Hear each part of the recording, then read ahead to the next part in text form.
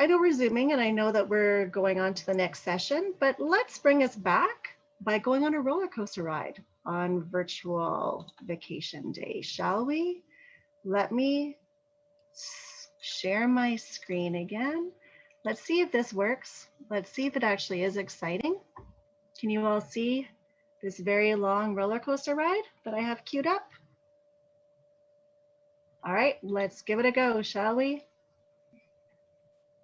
Let's roll. There's music, but it's in my headset. Sorry. Seems like a really, really long ride. Looks like we're getting to the top. I think about now I would be making sure that I was clamped down in that seat, and I would be really playing that nothing unusual comes out of my mouth as we go over the top. I can feel the butterflies lifting and lifting. Oh my God. And I think I'd be like panicking right now, thinking I'm gonna die. This is the worst thing ever in my life that I chose to do.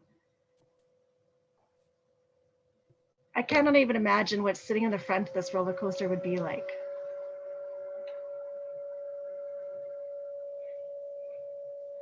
And it's about here where you realize, there's no track. We are gonna die. And then you think, holy, I just saw Elon Musk's little Mars spaceship floating by.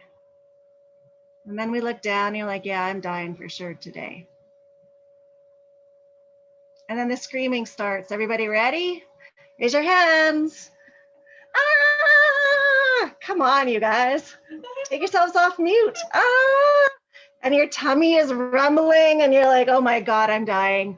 And disgusting things are coming out of your mouth. And you're up and you're down and you're around.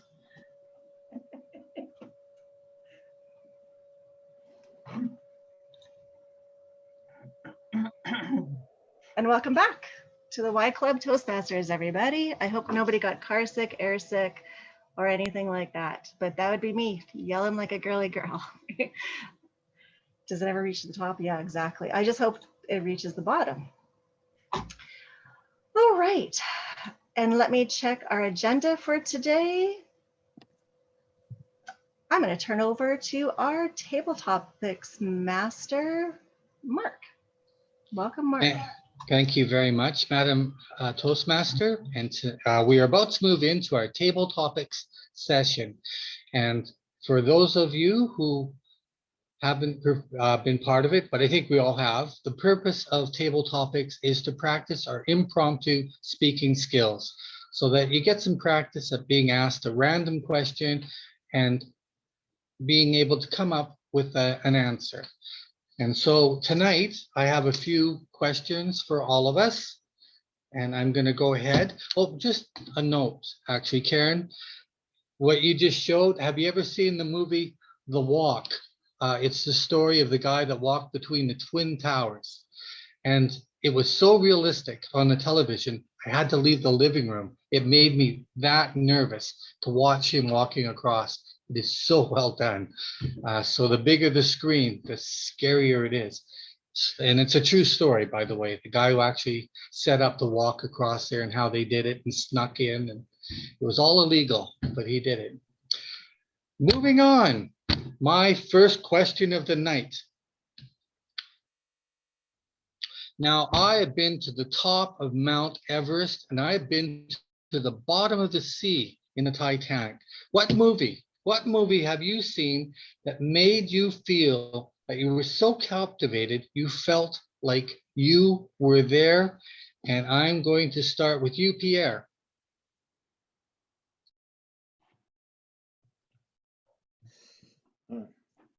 Thank you very much, Mr. Master. This movie captivated me because it's one where actually I cannot watch.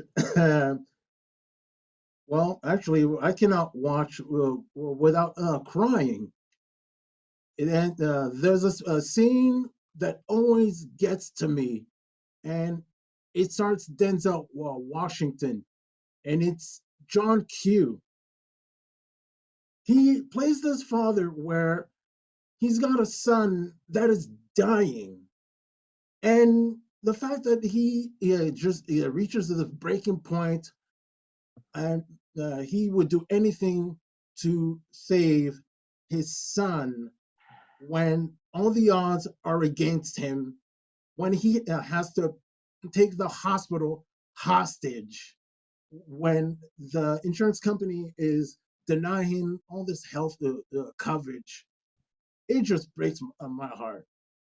And then the scene where, towards the end, where I actually sit at the end just like this, like just.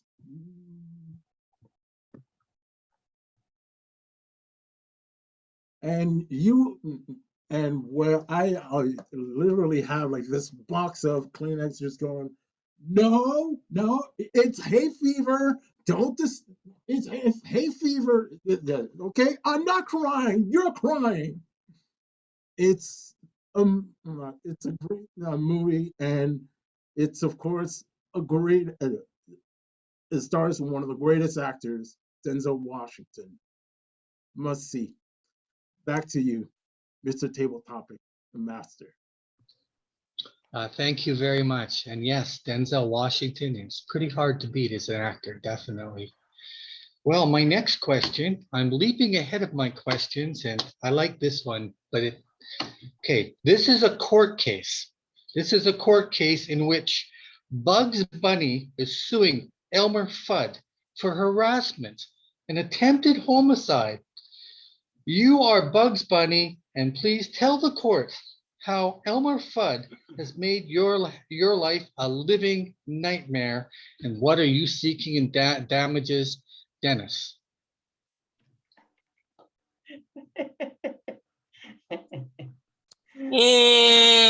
What's up, Doc?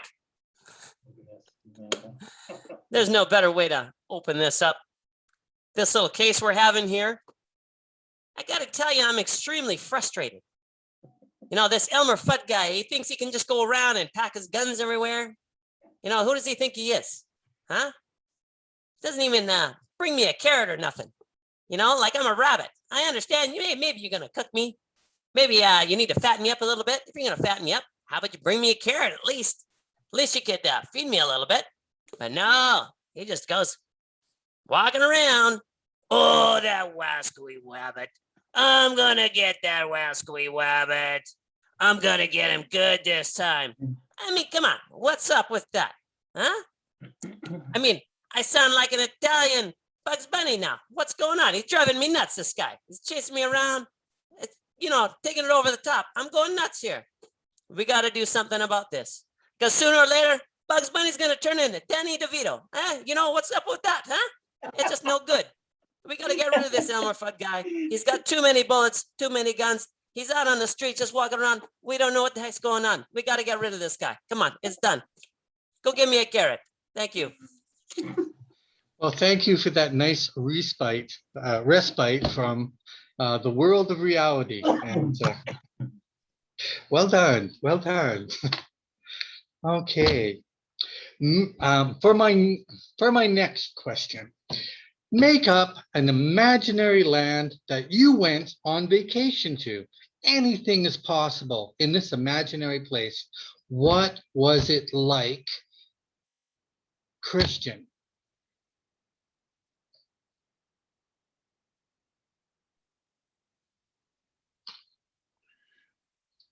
Thank you for that question. What is the imaginary land I would like to be or I have in my fantasy? So it is a mix of the Caribbean, but not too hot, because I don't really like the heat, but I like the oceans and I like the palm tree. And Edmonton being a little bit more warmer, maybe being a little bit closer to the mountains. So everything together, ocean, close by to the Rocky Mountains or any mountains, and having it not too cold, not too warm, and everything easily accessible, not way far away from everything, but not too crowded. So that would be what I would like to have. And no dangerous animals, of course, and just nice people around me. Thank you very much. Back to you, Mr. Table Topics Master. Oh, thank you. I think I didn't mute while you were doing that. Sorry about that. A great answer. You're not exactly out there in the pioneer spirit of things. You just want it all delivered. Skip the universe. Bring me some food. So good answer. All right. I have a question for somebody else. I want you to convince me to buy this box of Kellogg's Corn Flakes. Remember, the fate of the entire company rests on your sales ability to sell me this box of Corn Flakes, Neha.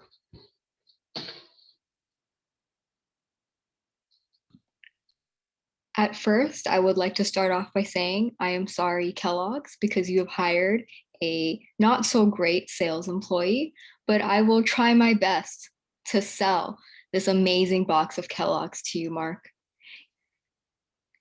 First of all, just have you had other cereal before? There's so much sugar in it.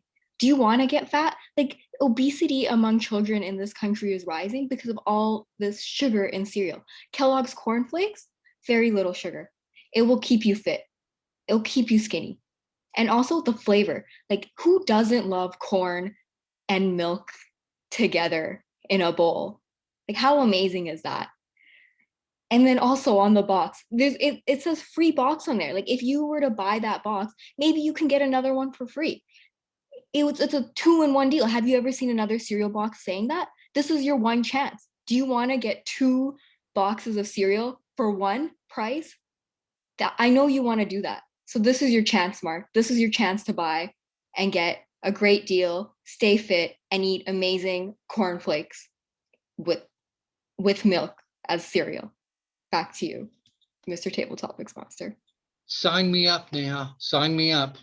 I want more cornflakes.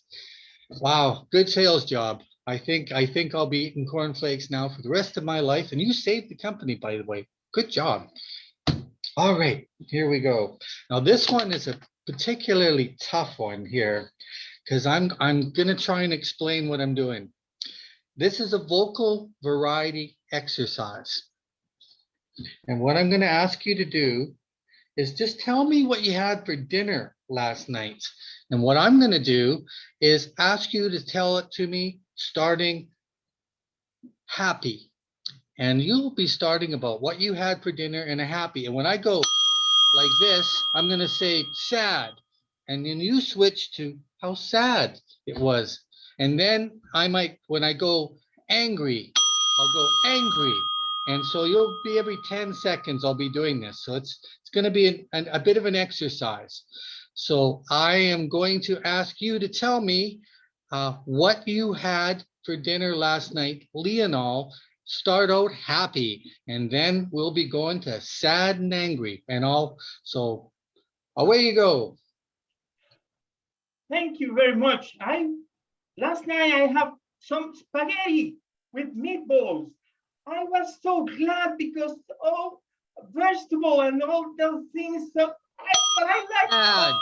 And then, sad. No. But I don't like the meatballs with only small meatballs. I need big meatballs, and that the problem is that my wife just. I don't like that. I'm just so mad at that. It's so and then with some bread, and I don't like those things. I like a little bit more greasy, a little bit more. But she said that I need that in for my health because I'm getting so fat, and that's all I have. Oh, and then she brings me some information, some things new. A big making another bowl of spaghetti, and I have all of this. Sad. What? Sad. Oh no! But I feel so flat, and then I go. I don't feel good. I need something to drink, water or something. I think I just overeaten and that porridge. No, well, I need to have another. Angry. What? Angry. Oh, and my I just fall on the plate and my dog. Oh, man! I need to bring that for me again because I don't. Go ahead, God. Sorry, I don't used to feed the dog, but I need to eat that dog. Okay. Sorry. All right. sorry. All right. Calm down. Calm down. It's all right. It's gonna be all right. Good job. Good job. All right. And now for my next question. Here we go. Okay. If you could, like in a science fiction movie, if you were asked to join the crew of the USS Enterprise to explore space, to go on an exploration trip, but you may never come back, would you choose to stay on Earth or would you choose to take that exploration? Stay on Earth or take that exploration, Karen?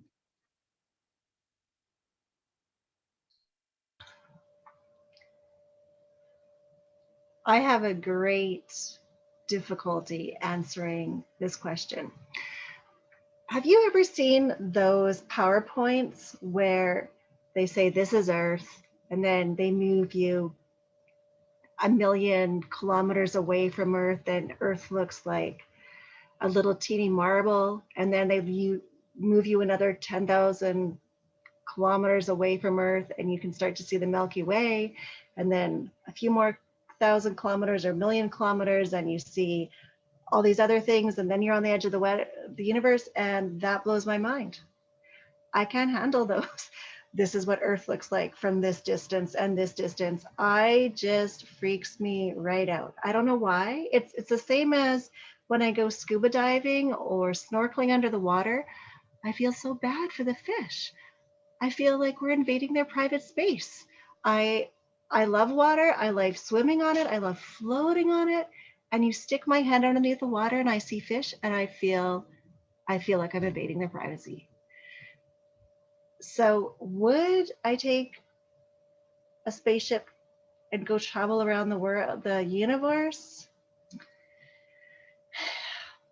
It would rely on a couple of things. One, how much chocolate do they have on that spaceship?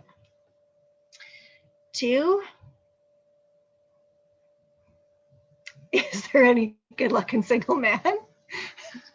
And three, is there like a spa on the spaceship? Because we're not going anywhere for that long a time without a spa. I need to have, some exercise, and I need a swimming pool, and I need a sauna and a massage and a facial and a haircut. So I really need to know if there's going to be a spa. And then I could make my decision. But for right now, I'm going to say until you get me those answers, I'm not answering the question. Well, Back to you. You should be on vacation with Christian. It's the soft way of doing this. Well, there may not be a spa, but there is a Spock, and there's also a Captain Kirk. So, kind of fill two of those categories. Thank you for that excellent answer. And now I have one last question. Can you remember a song from your youth that felt like it spoke to you and you really felt it and meant something to you? Patrick, what song would that be? And don't be afraid to sing it. Thank you, Mr. Table Topics Master. What song from my youth? I want to confess that I was very poor at hearing the words of songs. I used to hear my own things. I used to wonder how some people would come to school, and those years when I was growing up in the 80s, we didn't have all the tech that we have right now. And they would have like textbooks, and they have all these songs on it. I had a problem memorizing words and even knowing what those words were. However, I have very many songs in my mind, but they are all in bits and pieces. One that comes to my mind, oh, there's one that really reminds me. Isn't she lovely? Da, da, da, da, da, da,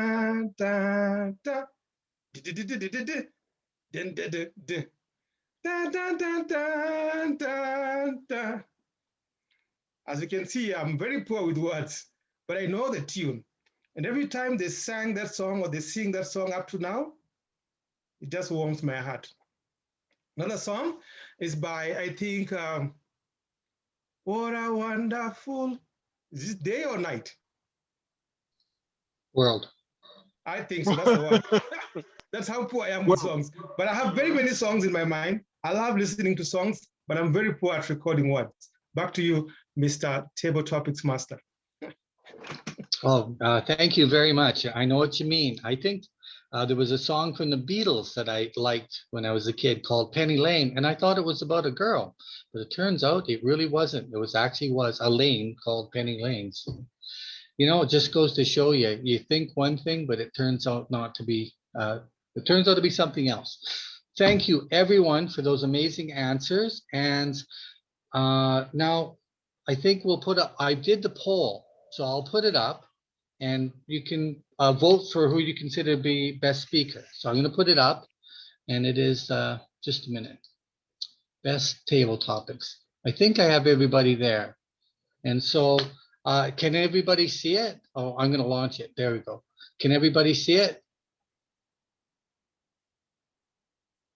Okay, I haven't used this before, so we're going to find out how it works.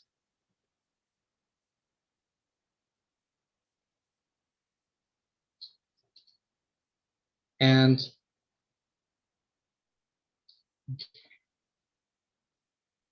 now I'm not sure who's seeing what I'm seeing. Are you seeing what I'm seeing, Karen? Are you seeing the? I am seeing the polls and people that are voting for them. So. Okay, has everybody spoken? Yeah, everybody is now. Okay. Have no voted, and Mark, I'll end the poll and I'll transfer you the results. Oh, perfect. Okay. I believe Christian is our table topics evaluator. So Oh, it should have gone to me. Yeah, so I'll send you the results. All right, Christian? Thank you. Yes. Okay, Perfect. sounds good. Let me do that. Okay. Thank you very much. Mark has the table topics master. We do have a little bit of time left, so let's ask you a quick table topic. No, sorry. If you were Elon Musk and you had the creativity and the ability to use your superpowers to go anywhere in the world, where would you go? I'd go everywhere. I love traveling. One thing as a year of traveling I did, a weird thing happens. You start to have this backpacker's dream where you're traveling, you kind of miss home. And in the dream, you just fly back and you just say, hi, everyone. It's so good to see you. I'm only here for a bit. I got to get back on the road. For me, it was just always something I had to see, some new adventure. I was always trying to challenge myself a little bit. Sometimes I failed getting to where I wanted to go. And sometimes it was dangerous and sometimes it was just plain out fun. I loved being by the ocean, snorkeling in the reefs in the morning when you get up. And if you've been to Thailand, you know that you can stay at these little small places along the beach and they have their own kitchen and have your own place and go snorkeling and adventuring. I went looking for opals in Coober Pedy in the middle of Australia. We snuck out at night looking for opals in the fields where there's tens of thousands of holes where you could fall down and yeah, you'd never be found again. But it was just one adventure after another. And I regretted the day it ended, but I'll have a lifetime of memories. Back to you, Madam Toastmaster. Well, it sounds like we all have a lot of adventures to share, and perhaps we will do that this summer over some fruity drinks in a park. Maybe we can all bring our memories of all of our adventures. Now